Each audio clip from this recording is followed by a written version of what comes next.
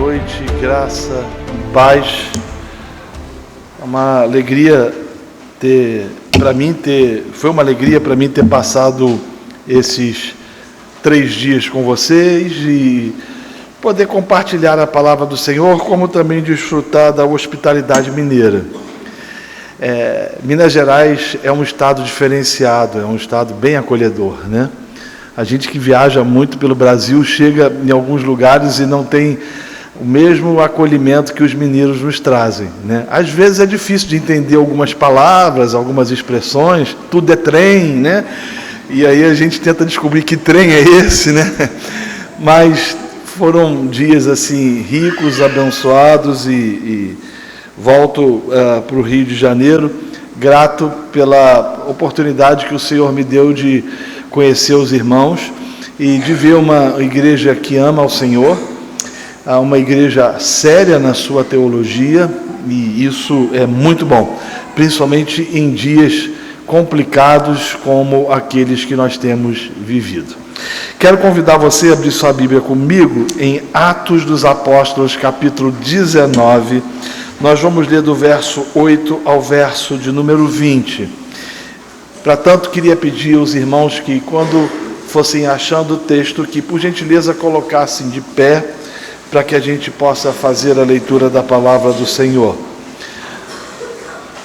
Atos dos Apóstolos, capítulo 19, do verso 8 ao verso de número 20. Diz o texto bíblico: durante 3 meses, Paulo frequentou a sinagoga, onde falava ousadamente, dissertando e persuadindo com respeito ao reino de Deus. Visto que alguns deles se mostravam empedernidos e descrentes, falando mal do caminho diante da multidão, Paulo, apartando-se deles, separou os discípulos, passando a discorrer diariamente na escola de Tirano. Durou isso por espaço de 2 anos, dando ensejo a que todos os habitantes da Ásia ouvissem a palavra do Senhor, tanto judeus como gregos. E Deus, pelas mãos de Paulo, fazia milagres extraordinários, a ponto de levarem aos enfermos lenços e aventais do seu uso pessoal, diante dos quais as enfermidades fugiam das suas vítimas e os espíritos malignos se retiravam. E alguns judeus exorcistas ambulantes tentaram invocar o nome do Senhor Jesus sobre possessos de espíritos malignos, dizendo: esconjuro-vos por Jesus a quem Paulo prega. Os que faziam isto eram 7 filhos de um judeu chamado Seva, sumo sacerdote. Mas o espírito maligno lhes respondeu: conheço a Jesus e sei quem é Paulo, mas vós quem sois? E o possesso do espírito maligno saltou sobre eles, subjugando a todos, e de tal modo prevaleceu contra eles, que desnudos e feridos fugiram daquela casa. Chegou este fato ao conhecimento de todos, assim como judeus e como gregos, habitantes de Éfeso. E veio temor sobre todos eles, e o nome do Senhor Jesus era engrandecido. Muitos dos que creram vieram confessando e denunciando publicamente as suas próprias obras. Também muitos dos que haviam praticado artes mágicas, reunindo os seus livros, os queimaram diante de todos. Calculados os seus preços, achou-se que montavam a 50.000 denários. Assim, a palavra do Senhor crescia e prevalecia poderosamente. Oremos mais uma vez, pedindo a bênção do Senhor. Senhor, obrigado pela Tua graça. Nós não temos direitos a nada, ou direito a nada. Não temos direito de exigir absolutamente nada do Senhor. Aliás, nós não temos mérito algum na nossa salvação. O que merecíamos era o inferno, e justamente. Mas nós somos gratos porque Cristo morreu na cruz do Calvário, derramou o seu sangue por cada um de nós, e por causa disso nós temos a certeza da vida eterna. Obrigado pelo Evangelho. Pedimos que o Senhor ilumine o texto que acabamos de ler e as verdades que trataremos aqui, e que elas possam ser aplicadas nas nossas vidas. É a oração que fazemos em Jesus, nosso Senhor. Amém. Você pode se sentar.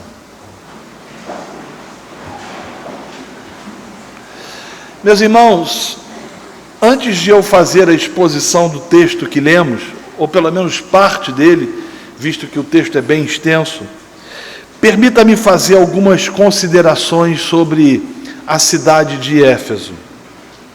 Éfeso fora a cidade mais importante da província romana na Ásia, e ela ficava situada bem próximo do Mar Egeu. Ela possuía duas estradas importantes, uma que seguia a costa e uma outra que ia em direção anterior, que passava por uma cidade muito importante e proeminente de nome Laodiceia. Essa cidade, Éfeso, possuía um papel importantíssimo de ligação entre os dois lados do Império Romano, ou seja, a Europa e a Ásia. Éfeso fora a quinta cidade mais populosa do Império Romano. Em Éfeso era possível você encontrar um dos maiores teatros do mundo, com capacidade para aproximadamente 25 mil pessoas sentadas. Era também possível encontrar naquela cidade escolas filosóficas, onde se tratava efetivamente sobre as perspectivas filosóficas, tanto dos estoicos como dos epicureus. Era uma cidade também onde você encontrava escolas de magos, isso mesmo, de magos. Havia um tipo de feitiçaria e de bruxaria, digamos assim, existente naquela cidade. Como também inúmeras manifestações religiosas, sendo a mais significativa de todos em torno de Ártemis, a deusa do meio ambiente, conhecida também como Diana dos Efésios. A idolatria e a imoralidade em Éfeso eram tão acentuadas que a cidade ganhou um apelido chamado de arquipaganismo, ou seja, o cúmulo do paganismo. A promiscuidade e o pecado reinante e existente em Éfeso era tão significativo que uma expressão foi cunhada para mostrar de que eles viviam debaixo do cúmulo do paganismo. Para piorar a situação, o templo de Ártemis, que fora considerado uma das 7 maravilhas do mundo, possuía um grande e poderoso centro de manufatura de ídolos, onde nichos da deusa Diana dos Efésios eram fabricados e vendidos, o que movimentava a economia da cidade de forma significativa, atraindo turistas, atraindo da mesma forma pessoas que ali iriam cultuar Diana dos Efésios, onde investiriam e gastariam o seu dinheiro. Para você ter ideia, o templo de Ártemis tinha também por característica, além de muita idolatria, prostituição e pornografia. No templo de Diana dos Efésios era possível você encontrar cerca de 1000 prostitutas cultuais, que usavam do seu corpo como forma de adoração à deusa Diana, mas também visando levantar recursos que movimentavam a economia da cidade, atingindo assim peregrinos e turistas. Considerações feitas a respeito da cidade de Éfeso, entendendo esse background, esse pano de fundo, vamos ao texto. Primeiro, julgo que seja mistério que a gente explique o ministério de Paulo em Éfeso. E para isso torna-se necessário que eu regresse até Atos capítulo 16. Você não precisa abrir a sua Bíblia. Mas Atos capítulo 16 diz que Paulo tensionava ir para a Ásia. E boa parte dos intérpretes entendem ali que o desejo de Paulo naquele momento já era chegar à cidade de Éfeso, porque ele entendia que a cidade de Éfeso era uma cidade proeminente, era uma cidade importante, emblemática e que teria um papel fundamental, assim como teve de fato no futuro, na evangelização e na proclamação das boas novas de Cristo Jesus. Mas você deve lembrar que Atos capítulo 16 diz que o Espírito Santo do Senhor não permitiu com que Paulo fosse para Éfeso, e ele se destina a Filipos. Ele chega em Filipos, diz as Escrituras que ele procura uma sinagoga e ele não encontra. Na verdade, Filipos não chega a mencionar isso, entende-se isso, porque comumente Paulo procurava uma sinagoga, e a gente vai ver isso um pouquinho mais lá na frente. Ele encontra um grupo de mulheres, onde ele prega o Evangelho, e ali algumas delas se convertem, dentre elas uma de nome Lídia, vendedora de púrpura, onde começa-se efetivamente uma igreja. Paulo procura ou prega o Evangelho naquele lugar, pessoas são abençoadas e ministradas pelo Evangelho da salvação eterna, ministrada pelo apóstolo Paulo. E as Escrituras nos dizem que por ele ter sido usado por Deus da libertação de uma menina que dava lucro aos seus senhores, que possuída por demônios era, ele foi levado para a prisão. Na prisão, as Escrituras dizem que ele prega o Evangelho a um carcereiro, junto de a sua família. Aqueles têm uma experiência de regeneração e conversão, e Paulo tem que sair de Filipos porque ele é perseguido. De Filipos ele vai para Tessalônica, e ele chega em Tessalônica, o que ele faz é pregar o Evangelho. Ele não tem outra coisa a ser feita, ele prega o Evangelho em Tessalônica, e as Escrituras dizem que os judeus se levantam contra Paulo, e ele precisa sair de Tessalônica. Ele viaja cerca de 80 quilômetros aproximadamente, e chega a Bereia. E em Bereia ele faz a mesma coisa, ele prega o Evangelho, ele anuncia as boas novas da salvação, e os de Tessalônica, sabendo que Paulo tinha chegado, ou tinha ido para Bereia, mandam alguns emissários no intuito de prender Paulo ou de tentar encarcerá-lo. Paulo sai de Bereia e vai para Atenas. Em Atenas, ele chega sozinho inicialmente, e ele lida com a situação do pecado e da idolatria, e ele prega o Evangelho na sinagoga e prega o Evangelho em praça pública. Não é tão bem sucedido na sua missão como gostaria, sofre mais uma vez um tipo de perseguição e vai para Corinto. Em Corinto ele fica 1 ano e 6 meses, e ali também ele passa por uma situação absolutamente complicada. Ele precisa ir ao magistrado para explicar algumas coisas, Deus o livra, e ele sai de Corinto depois de ter permanecido 18 meses e plantado uma igreja, vai a 2 ou 3 pequenas cidades, e finalmente Paulo chega a Éfeso. Então a gente pode dizer que Paulo estava chegando num lugar, ou na cidade, ou numa cidade, que era o desejo dele chegar desde muito cedo, desde muito tempo. O Senhor não permitiu com que ele chegasse em Éfeso, sabe-se os motivos por quê. As Escrituras nos mostram alguns, que foi a salvação de muitos pecadores e de igrejas que foram plantadas em outras cidades. Mas eu entendo também que o Senhor tem o seu tempo, tem a sua hora, ou tem o seu momento estabelecido para que o Evangelho chegue em determinados lugares. Na verdade, o Espírito Santo ele vai trabalhando no coração dos eleitos, sem que esses eleitos se deem conta de que o Espírito Santo está trabalhando nos seus corações, e na hora certa a palavra chega e encontra aconchego no coração e na alma. E Paulo chega ali, e o que ele faz é procurar uma sinagoga. Você deve lembrar que eu falei que quando ele chegou em Filipos, ele não encontra uma sinagoga, e ele não encontra, não há menção de sinagoga, porque possivelmente não tinham 12 judeus prosélitos. Essa era uma sacada de Paulo.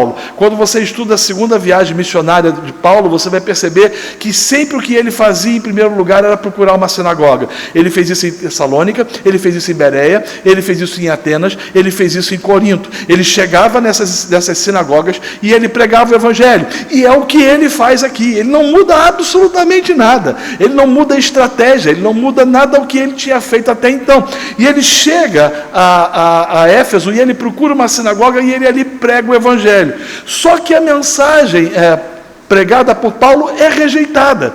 Os que estavam ali não dão ouvidos àquilo que Paulo estava a dizer, e diz a Bíblia que ele se recolhe, então ele se retira para a escola de um homem chamado Tirano. A tradição diz que Paulo se reunia, ainda que as escrituras não falem, mas a tradição diz que Paulo se reunia no horário da siesta. O horário da siesta naquele tempo era mais ou menos de 11 da manhã, ou meio-dia, até as 4 da tarde, onde tudo parava para que as pessoas pudessem descansar. E Paulo possivelmente reunia nesse horário, porque nesse tempo ele fazia tendas, ele não tinha recursos suficientes para poder se sustentar. E ele tinha conhecido um casal chamado Áquila e Priscila, que tornaram-se, juntamente dele, empreendedores ou sócios nessa missão de construir tendas. E é bem possível que Paulo tenha se reunido na escola de Tirano, nesse horário da siesta, e aí a tradição diz, com aproximadamente 12 pessoas, dando ensejo que o evangelho fosse pregado tanto a gentios, como também a gregos. E aí, como também a judeus. E talvez você esteja a perguntar, qual foi a mensagem de Paulo? O que Paulo pregou durante esses 2 anos, esse período que ele permaneceu na escola de Tirano? A mesma mensagem que ele sempre havia pregado, o evangelho. Por 2 anos, Paulo não tratou de outra coisa com os discípulos que não fosse o evangelho e das implicações do evangelho. E o que é interessante é que você percebe que Paulo está vindo de uma série de perseguições. Ele prega o evangelho em Filipos, ele é perseguido. Em Tessalônica, Bereia, Atenas, ele é perseguido. Em Corinto, ele é perseguido, mas ele não muda a mensagem. Ele não muda a estratégia. Se fosse talvez nos nossos dias, nós disséssemos o seguinte: talvez a gente precise adequar um pouco o conteúdo, talvez a gente precise mudar a forma, ou criar uma estratégia que dialogue melhor com a cultura, dialogue melhor com a cidade. Mas você vê que Paulo, ele não prega outra coisa no seu evangelho. O texto é claro em informar que o ensino paulino era enfático de que havia necessidade de que os habitantes da Ásia ouvissem a palavra, e você vai perceber que ele está falando da palavra como uma mensagem, ou como o evangelho efetivamente. A ênfase de Paulo está o seguinte: olha gente, nós precisamos pregar o evangelho, nós precisamos atingir a Ásia, nós precisamos atingir o coração dos pecadores. E você vai reparar no texto, entre linhas, que Paulo não sofria do imediatismo comum ao nosso tempo. Paulo não queria resultados imediatos. Na verdade, ele sabia que os resultados que promovem impacto na cidade são consequências de uma comunidade que prega, expõe e sabe explicar o evangelho. Repare, Paulo ficou 2 anos em Éfeso, treinando, discipulando, explicando o evangelho para um grupo de 12 pessoas. O que nos leva a uma eminente pergunta: o que a gente pensaria de um pastor que fica 2 anos com um grupo de 12 pessoas e não há crescimento? O que a gente pensa quando a gente vê eminentemente uma igreja no processo de plantação, não frutificando e não crescendo rapidamente como nós achamos que deveria crescer? Qual é o nosso julgamento quando uma igreja não atinge um número de centenas, ou, como as mega churches hoje estão em moda, de milhares? A gente tem algumas respostas. Nós, evangélicos, temos algumas respostas. Primeiro, o pastor está em pecado. Segundo, o pastor é fraco. Terceiro, deu brecha para o cão, para o capiroto, para coisa ruim, para o cramulhão. O diabo está ali fazendo alguma coisa ali, e a gente tenta, de alguma forma, tentar trazer resposta, porque que não está acontecendo absolutamente nada. Mas você não vê Paulo aqui agindo de forma imediata. Ele está num processo de plantação, ele está reunindo um grupo, que talvez nós chamemos hoje de grupo base, e ele está ali dando ensejo, ensinando, pregando, ele está ali ministrando o evangelho, entendendo que tudo tem o seu tempo. Permita-me lhe contar uma história. Quando os meus filhos eram pequenos, e eles tinham 6 ou 7 anos talvez, ou 7, 8, eu já não me recordo, minha esposa não estava em casa e eu estava escrevendo, preparando talvez um livro ou um material, que também não me recordo, que precisava de urgência de ser entregue para a editora. E eu ouvi o mais novo falando para o mais velho: vamos fazer um bolo? E eu pensei comigo mesmo, eu falei, será que esses meninos estão querendo fazer um bolo? Mas eu pensei também, Mas o que tem de mais? Deixa fazer. Eu não tenho condição de parar aqui de fazer o que eu estou fazendo para poder dar atenção para eles a fazer um bolo. Aí um outro falou, mas como é que faz o bolo? Aí o mais novo disse, eu já vi mamãe fazendo, é fácil, como diz lá no Rio de Janeiro, é molinho. E foram para a cozinha. Chegaram na cozinha, pegaram aquela vasilha, jogaram 1 quilo de farinha de trigo, 1 dúzia de ovos, derrubaram 1 litro de leite, 1 lata inteira de Nescau e começaram a bater aquela miséria na batedeira. E eu ouvindo aquilo, né? E aí um outro falou, e agora? Agora, cara, joga na forma, vamos ligar o forno. E jogaram na forma, mas antes de ligar o forno, eles lembraram que estava faltando um ingrediente. Um falou para o outro, está faltando fermento, tira de volta. Pegaram uma caixa inteira de fermento e jogaram dentro daquela tristeza, dentro daquela coisa que eles ali estavam tentando fazer. Voltou para a batedeira, bateram novamente o negócio, jogaram na forma e aí ligaram o fogo bem alto para ficar pronto rapidamente. De repente eu estou ouvindo um dizendo para o outro, e está dando certo. O bolo está crescendo, está dando certo, está funcionando, porque nem eles estavam acreditando muito de que a coisa daria certo. E aí, de repente, o bolo começou a ficar moreninho, e eles falaram, olha que maravilha de bolo, e tiraram, e quando eles tiraram aquele negócio, o bolo deu uma murchada de uma vez só, e aí levaram para a mesa, pegaram uma faca, nem por um decreto apostólico de um apóstolo desse do tempo de hoje, conseguiam cortar aquela misória, e jogaram aquela coisa fora. O que isso tem a ver com o texto que nós lemos e com o episódio ocorrido a Paulo? Muito. Na verdade, a gente quer que o Evangelho atinja o coração de muitas pessoas. E nessa perspectiva nós somos imediatistas e colocamos na massa do bolo qualquer tipo de ingrediente para que o bolo cresça rápido, fique apetitoso e alimente as pessoas. O problema é que os nossos ingredientes, ou aquilo que a gente coloca no bolo, não é suficiente para poder alimentar as pessoas. Isso me leva a uma outra pergunta. O que será, por exemplo, que a igreja evangélica brasileira tem colocado na massa do bolo? Será que a igreja tem colocado na massa do bolo o evangelho e mais alguma coisa? A resposta é simples, é claro. Você vai ver hoje em dia as igrejas dizendo o seguinte, não, Cristo não é suficiente, nós precisamos criar eventos. E existem igrejas que vivem de eventos e eventos, que vivem de congressos e congressos, que vivem de reuniões e reuniões e atividades diversas. Nessa perspectiva você vê a igreja, em nome da contextualização, sincretizando a mensagem, e ela vai criando shows, baladas gospel, atividades gospel, das mais variadas possíveis. Nessa perspectiva você tem o carnaval gospel, você tem o Halloween gospel, já tem o Halloween gospel, né, onde o sujeito transforma a igreja num ambiente enegrecido, bota uma abóbora no meio e tenta falar de que não é Halloween, mas é Elohim gospel. E aí o sujeito vai tentando, de certa forma, contextualizar a mensagem para poder atrair as pessoas.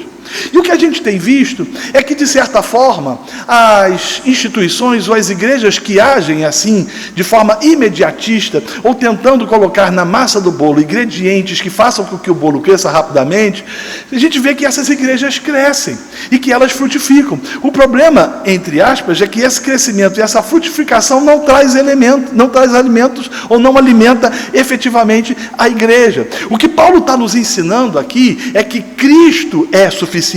O que Paulo está nos ensinando de forma absolutamente clara é de que nós não podemos fazer absolutamente nada, e não somos chamados a fazer nada além de pregar o Evangelho. Por 2 anos ele fica insistentemente pregando o Evangelho, por 2 anos ele fica insistentemente anunciando as boas novas, e alguém poderia ter chegado para Paulo e dito o seguinte: Paulo, vamos mudar a estratégia, bicho, você está vindo, eu estou usando a linguagem carioca, bicho, você está vindo lá, cara, você está vindo de uma série de batalhas aí, mano. Olha só, cara, Filipos foi aquela coisa horrorosa, você levou chibatada, levou chicote nas costas, ficou preso, vai para Tessalônica, e de Tessalônica para Bereia, tudo você passa um pão que o diabo amassou. Em Atenas, cara, olha que fiasco que foi aquilo dali, meia dúzia de 3 ou 4 ouviram a sua mensagem, você foi ridicularizado, e os caras ainda te chamaram de adjetivos, ou colocaram adjetivos impublicáveis a você. O que você é melhor mexer quê? É melhor mudar. Mas Paulo tinha o entendimento, a compreensão, o discernimento de que ele não podia colocar na massa do bolo, e eu estou usando essa expressão para que fique bem claro, nada além do Evangelho. O texto nos mostra claramente que Paulo entendia que o Evangelho e a palavra de Deus são suficientes para a formação de uma igreja, segundo, para a transformação do pecador e para o estabelecimento de uma comunidade cristã relevante. Deixe-me repetir, para a formação de uma igreja, para a transformação do pecador e para o estabelecimento de uma comunidade cristã relevante. Paulo compreendia que não havia outra coisa a ser feita a não ser pregar o Evangelho. Agora, o texto também nos traz outras lições. Nos mostra que Paulo não foi vencido pelo desânimo, nem tampouco pela patente falta de resultados. Imagina, 2 anos, ninguém se converte. 2 anos, nada acontece. Parece que quanto mais se rezava, mais assombração aparecia. As coisas não aconteciam, não se manifestavam a nenhum tipo de ação milagrosa ou miraculosa, não havia absolutamente nada. Possivelmente os judeus dizendo, olha lá, aquele louco, aquele endoidecido, está lá trabalhando, fazendo tendas e agora reúne com esse pessoal e não acontece absolutamente nada. Em 2 anos, Paulo não experimentou o boom da multiplicação. Mas isso não o desanima. Por um fato absolutamente inequívoco e inquestionável, Paulo estava muito firme, ele tinha muita firmeza nas suas convicções doutrinárias. Ele sabia muito bem que ele foi chamado para pregar o Evangelho. E quando a gente prega o Evangelho, 2 coisas acontecem. Primeiro, os eleitos são salvos. Segundo, os réprobos têm os seus corações endurecidos.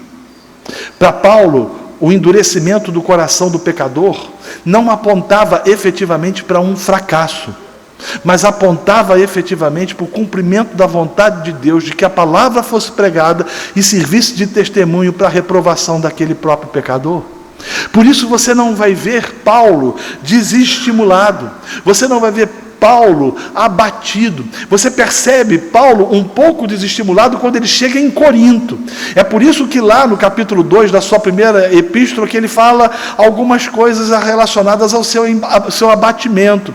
Mas na maioria das oportunidades, você não vai ver Paulo em nenhum momento demonstrando-se abatido, pelo fato inequívoco de que ele entendia de que Deus estava no controle de todas as coisas e de que soberanamente o Senhor estava governando tudo. Ele não experimenta o boom da multiplicação, mas ele não negocia o conteúdo da mensagem. Paulo estava convicto do conteúdo de sua pregação e de sua mensagem, entendendo que o fato de trabalhar duro e os resultados quase que inexpressivos serem feitos ou se fazerem presentes no seu ministério não dava a ele o direito de pregar outra coisa a não ser o Evangelho. E aí que está a tentação dos pastores. Os pastores têm sido vencidos pelo pragmatismo.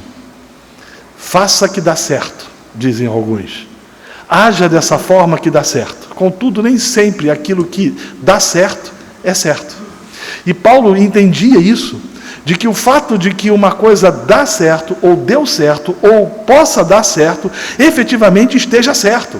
O que Paulo compreendia é que o pragmatismo não podia tomar conta, e nós, pastores e crentes, precisamos também da mesma forma, da mesma maneira. Uma igreja no Rio de Janeiro resolveu fazer a festa dos sinais, e o objetivo era atrair os crentes, ou melhor, os incrédulos. Que festa era essa? O sujeito entrava, o jovem entrava no lugar com muita luz, com muita música eletrônica, um ambiente todo preparado para isso, e ele tinha a opção de receber 3 pulseiras. A vermelha, se ele recebesse, é porque ele era comprometido com uma pessoa. A amarela é porque ele estava flertando com alguém, mas não tinha nenhum tipo de relacionamento. E a verde é que ele poderia beijar e usar o beijo à vontade para poder evangelizar aqueles que perdidos estavam. É complicado.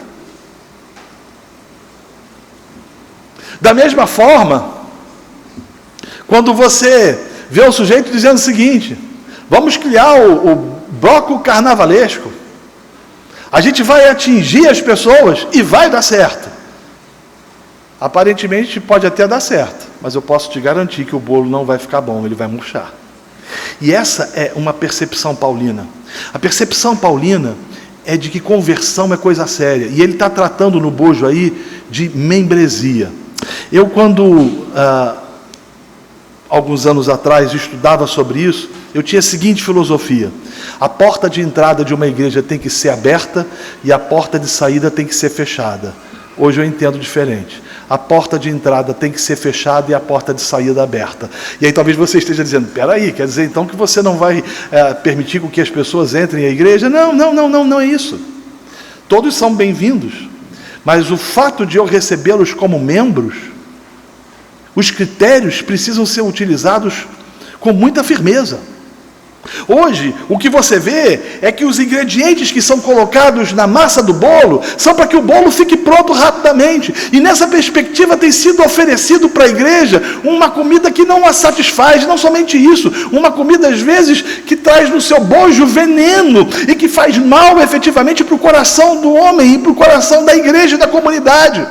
A igreja foi chamada para pregar o Evangelho, e quando ela prega o Evangelho, há regeneração, e quando há regeneração, efetivamente há conversão. Todavia, quando você prega alguma coisa que parece ser o Evangelho, mas que não é o Evangelho, você aparentemente tem conversão, mas sem regeneração. E o que a gente vê hoje é a igreja lotada de pessoas que não nasceram de novo, porque a gente colocou na massa do bolo qualquer tipo de coisa. O que a gente deseja, no final das contas, é ser uma comunidade cativante. E o que a gente não entende é que o Evangelho é que cativa o pecador, que é o Evangelho que chega ao coração do pecador, que é o Evangelho que desnuda a sua alma, que o confronta em suas incongruências, em suas idiosincrasias, em suas patologias, que é o Evangelho que faz com que o homem se prostre diante do Eterno e diga: oh, eu sou pecador, e é regenerado pelo Espírito Santo e transformado pelo Senhor de forma a converter-se e viver-se para a glória de Deus, que o Evangelho é tudo.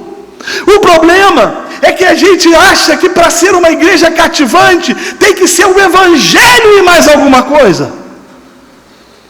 E aí a gente escancara a porta da frente e sai recebendo qualquer um como membro. Qual é a consequência disso? Uma igreja fraca, doente, carnal, mundana e desprovida de temor.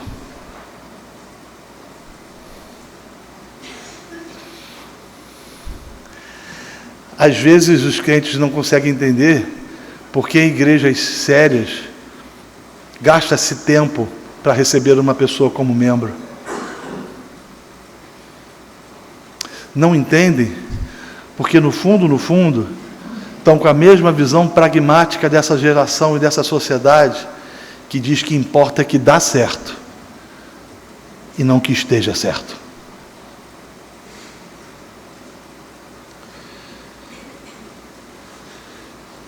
Paulo não negociou a mensagem. Uma igreja cativante, que cativa as pessoas, uma comunidade cativante, é uma comunidade que tem o Evangelho e que não precisa de outra coisa para salvar pecadores, a não ser o Evangelho. E aí talvez você esteja a dizer: mas assim vai ter muita gente que não vai querer ficar. Que não fique, que vai embora.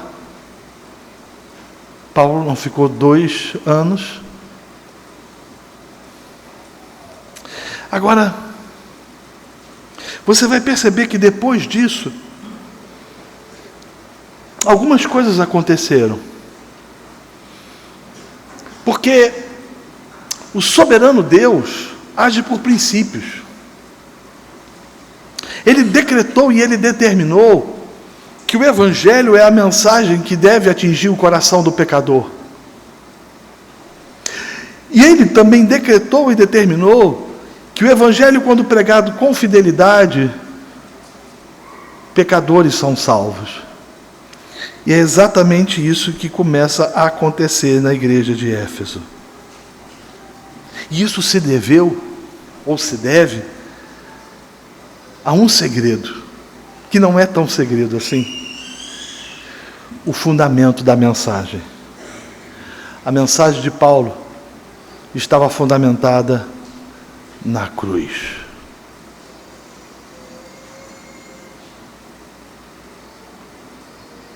A cruz é suficiente.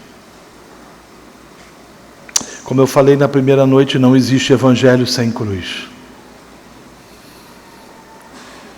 Tem muita gente tentando fazer com que o evangelho pareça com o evangelho, mas na verdade não é o evangelho.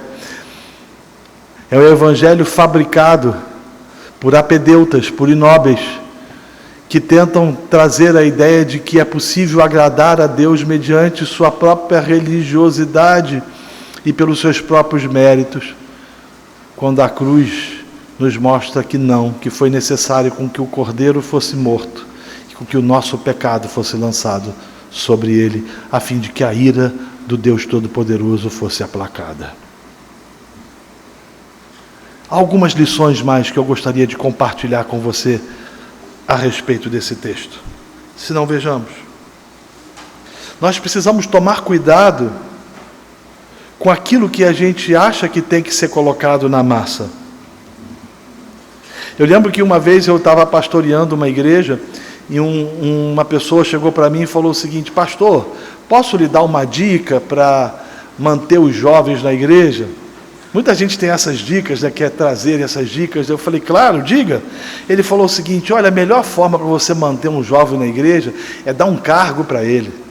Dar um cargo para o indivíduo, e aí ele vai começar a trabalhar, e aí no meio ele se converte. Quase que eu falei para ele: arreda-te, Satanás. Minha vontade, só não falei porque ele era um senhor e eu precisava respeitá-lo pela idade. Mas a gente às vezes acha que é isso mesmo. Pastor, faz isso. Se a gente fizer isso, a gente vai fazer com que as pessoas... Pastor, essa coisa de jovem, ele não precisa de palavra. Jovem, ele precisa de uma mensagem que contextualize, e nessa perspectiva tem se idiotizando, ou vem se idiotizando os jovens.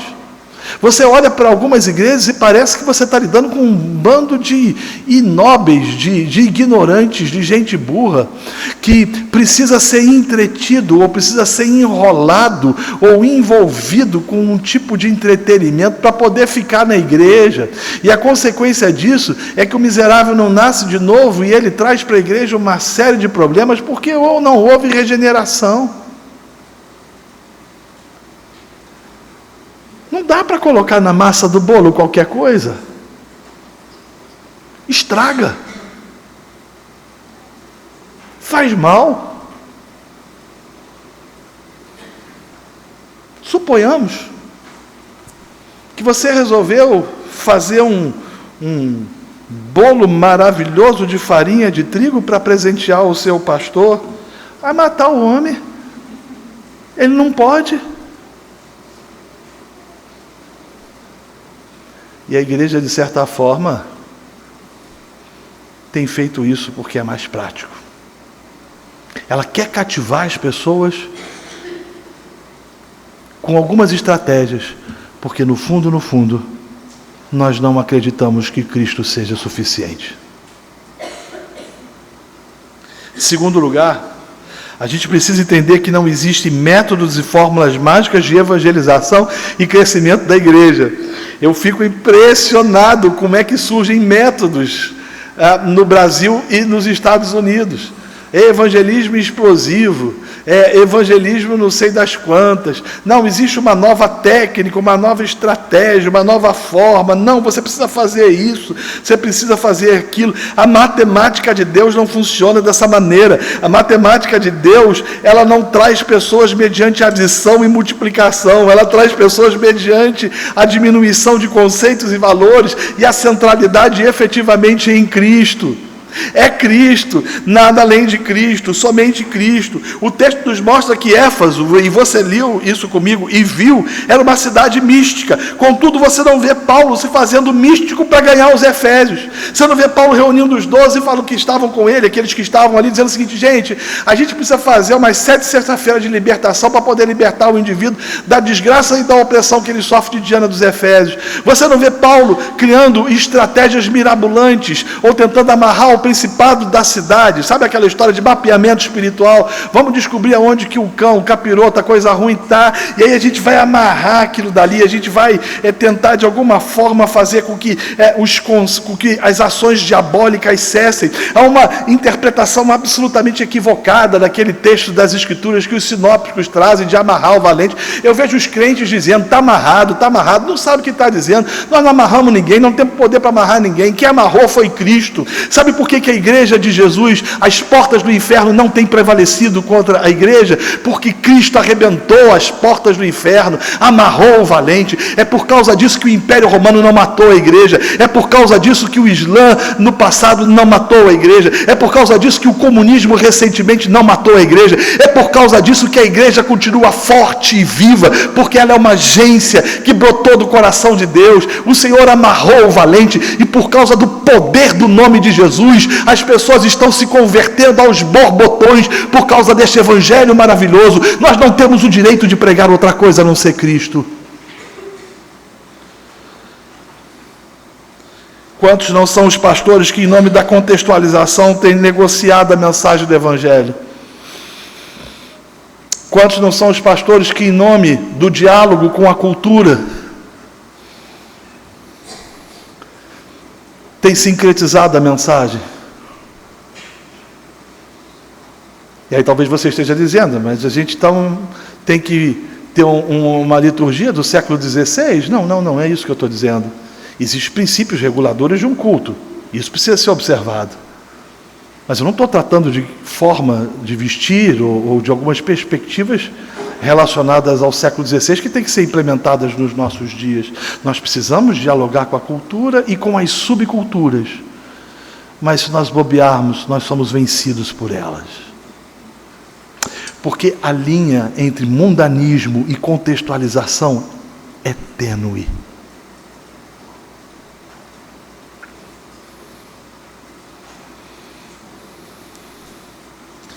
E por que somos vencidos?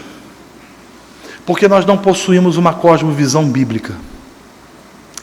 E aí, para mim, está o que da questão? Nós sofremos a influência de algumas cosmovisões no mundo de hoje. Sofremos a influência de uma cosmovisão católica romana. No Brasil isso é muito forte. A nossa alma é católica. Os evangélicos chamam o púlpito de altar, chamam seus pastores de sacerdote.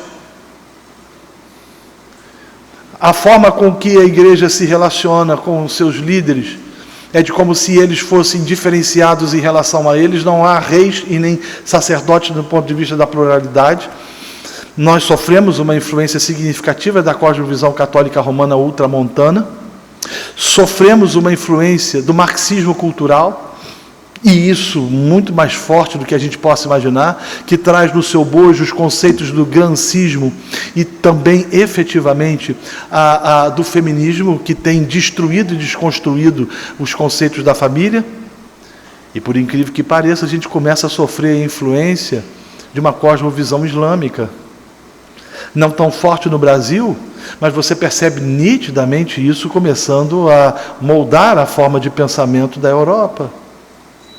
Quando você sofre pressões de cosmovisões orquestradas efetivamente pelo adversário das nossas almas, e nós não temos uma cosmovisão protestante, nós colocamos na massa do bolo o que não era para ser colocado.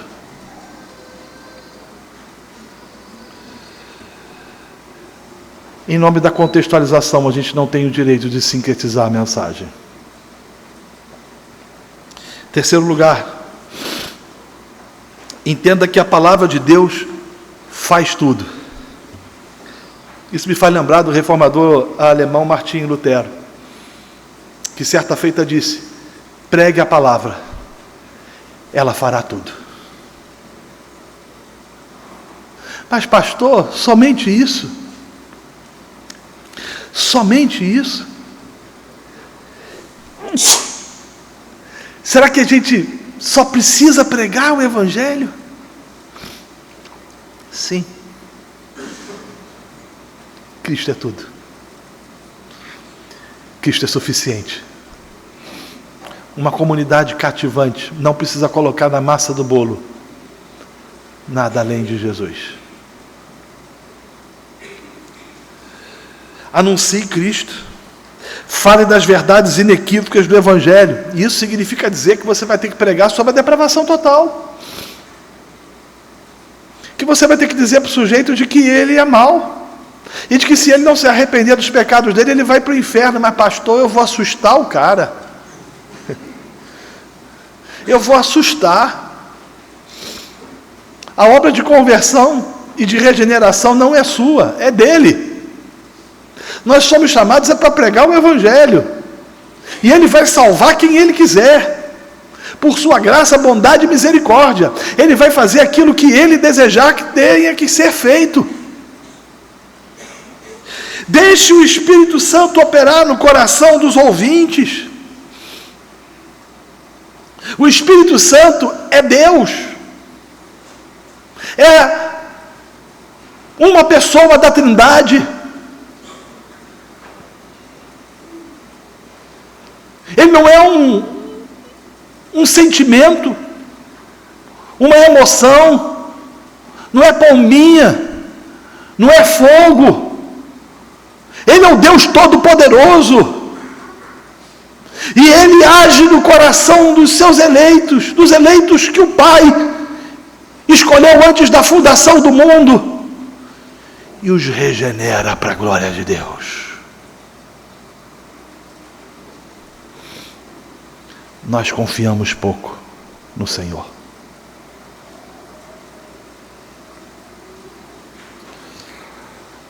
Quarto lugar, não caia na tentação que você pode dar uma ajuda ao Senhor com vistas à conversão do pecador. Porque a gente acha que precisa dar uma ajudinha a Deus, né? Não, vamos fazer um culto. Hoje a moda está o seguinte, vamos fazer um culto de 15 minutos de pregação. Eu lembro que eu fui pregar numa igreja, eu cheguei numa igreja, fui convidado para pregar, quando eu cheguei lá tinham 747 duetos, 970, é uma hipérbole, é claro, 973 grupos de música, 297 grupos de teatro, e no final o pastor falou para mim o seguinte: o que Deus tinha que ter feito, Ele já fez. O irmão tem 5 minutos para pregar a palavra. Outra vez eu cheguei numa comunidade e o pastor falou o seguinte: reverendo, aqui a gente não gosta muito de pregação não, a gente gosta de música, de louvor, nossas pregações aqui tem 15 minutos. Eu falei: então por que você me chamou? Às vezes a gente tenta moldar o culto, ou as estruturas, para tentar dar uma ajuda a Deus para a conversão do pecador. Deus não precisa da nossa ajuda. O que Deus quer é que nós sejamos fiéis à pregação do Evangelho. Quarto lugar, entenda que quando o Evangelho é pregado, ensinado e ministrado, sobrenaturalmente a igreja cresce e multiplica. Sabe por quê? Crescimento de igreja é obra de Deus. É Ele que traz pecador. É Ele que trabalha no coração das pessoas de forma diferenciada. É Ele que ministra no coração daqueles que Ele deseja ministrar. É Ele que leva pessoas para uma comunidade local e a insere. É obra dEle. É obra do Senhor Jesus Cristo. Cabe a nós pregarmos o Evangelho. O problema é que quando a gente entende que na massa do bolo tem que estar Cristo e outras coisas, nós estamos dizendo que a igreja tem que crescer naturalmente, quando na verdade a igreja ela não foi chamada para crescer de forma natural, ordinária, mas ela foi chamada para crescer de forma extraordinária. O crescimento vem dele, é o Senhor que faz, uns plantam, outros semeiam, outros regam, mas o crescimento vem do Senhor. É Ele que faz com que crentes que crentes regenerados cheguem a uma comunidade. É Ele que faz com que pessoas sejam transformadas e metamorfoseadas. É Ele, é tudo dele, é para a glória dele, é para louvor dele. Ele não divide sua glória com ninguém. É por isso que o foco do protestantismo está na glória de Deus. A salvação não é por causa do homem. Eu vejo as pessoas pegando textos dizendo o seguinte: não, quando um pecador se converte, há salvação, a festa no céu. O texto diz isso, mas a interpretação está equivocada. Não há festa no céu porque o pecador se converteu ou porque houve aquele momento em que o pecador levantou a mão e disse: eu quero Jesus. Não, houve conversão porque Deus agiu com misericórdia com o pecador, porque o rei foi glorificado, porque ele resolveu salvar um. Os anjos celebram ao eterno, ao soberano, aquele que reina e governa sobre todas as coisas, aquele que tem domínio sobre tudo e sobre todos, e não o pecador. Hoje você vê o movimento de coach dizendo que Jesus é o coração de Deus e o homem é o coração de Jesus e que tudo Jesus faz pelo homem. Mentira! Deus, Cristo morreu por causa da glória do seu Pai, para glorificar o seu Pai.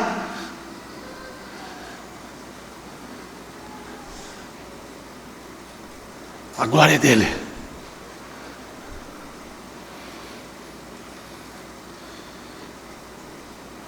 Em quinto lugar,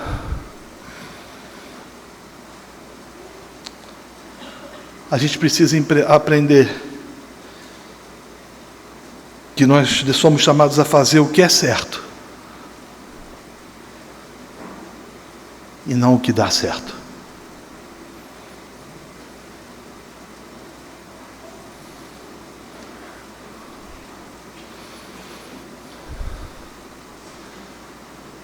Esse fenômeno de mega church que chegou no Brasil tem feito um mal muito grande para muitos pastores, porque muitos pastores acham que serão bem-sucedidos se as suas igrejas tiverem mais de 500 ou 1.000 pessoas.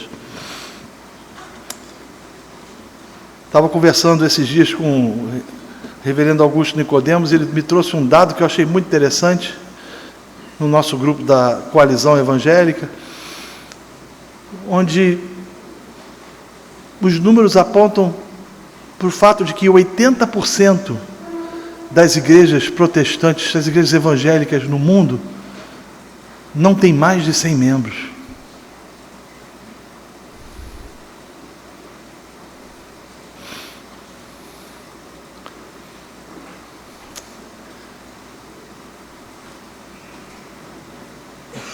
Maldito pragmatismo. Maldito antropocentrismo. Maldito evangelho da autoajuda. Maldito evangelho do coaching. Maldito teologia da prosperidade da confissão positiva,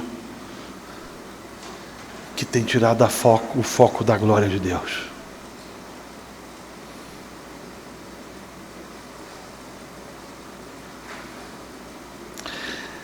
Não é porque dá certo. Não é o que dá certo que deve fazer com que a gente se mova, mas sim aquilo que é certo. E o que é certo é o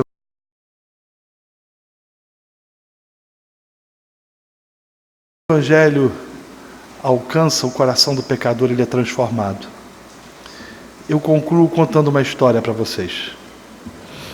Minha avó morreu ano passado aos 100 anos de idade.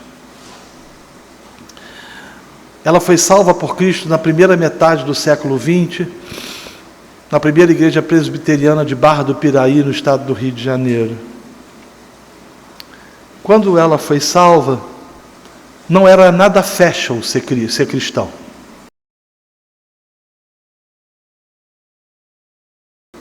Significava passar por humilhações e provações. Um dia, ela saindo da igreja presbiteriana com a Bíblia debaixo do braço, o irmão mais velho a viu e saiu correndo para casa para contar ao pai o que tinha acontecido. E disse: pai, aconteceu uma desgraça.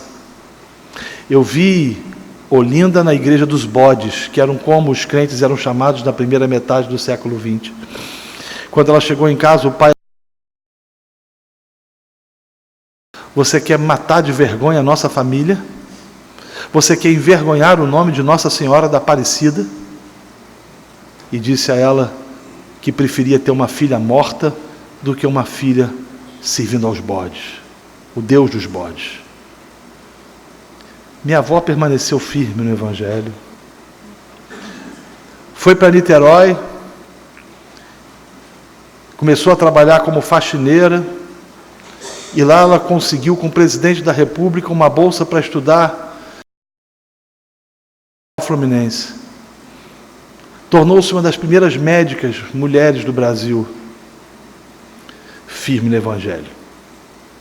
Pregou o Evangelho para o seu pai, para sua mãe, pregou o Evangelho para os seus irmãos, suas cunhadas, cunhados, para seus filhos, netos, sobrinhos, para todos. Muitos foram salvos, outros não. Quando pequenos, os meus filhos chamavam ela de evangelista, porque ela não perdia a oportunidade de pregar o Evangelho. Aos 96 anos de idade, ela descobriu um câncer e foi acometida de Alzheimer. E já não lembrava de nada. Na última vez que eu estive com ela, a minha irmã perguntou: vó, lembra de fulano? Ela disse não. Lembra de ciclano? Ela disse não. De Beltrano? Não. E a minha irmã perguntou: lembra de Jesus? E ela levantou a mão e disse: o meu Salvador. Só o Evangelho.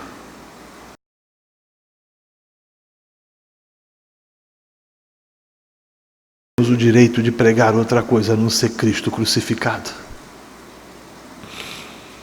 Ele é tudo. E no final das contas, o mérito não é nosso. A glória não é nossa. É dele. Rei dos reis, Senhor dos senhores. E eu termino mencionando o texto que nós lemos. Tende em vós o mesmo sentimento. Antes a si mesmo se humilhou, assumindo a forma de servo. Pelo que também Deus o exaltou sobremaneira, que lhe deu o nome que está acima de todo nome, para que ao nome de Jesus se dobre todo joelho, nos céus, na terra e debaixo da terra, e toda língua confesse que Jesus Cristo é o Senhor. Vamos ficar de pé.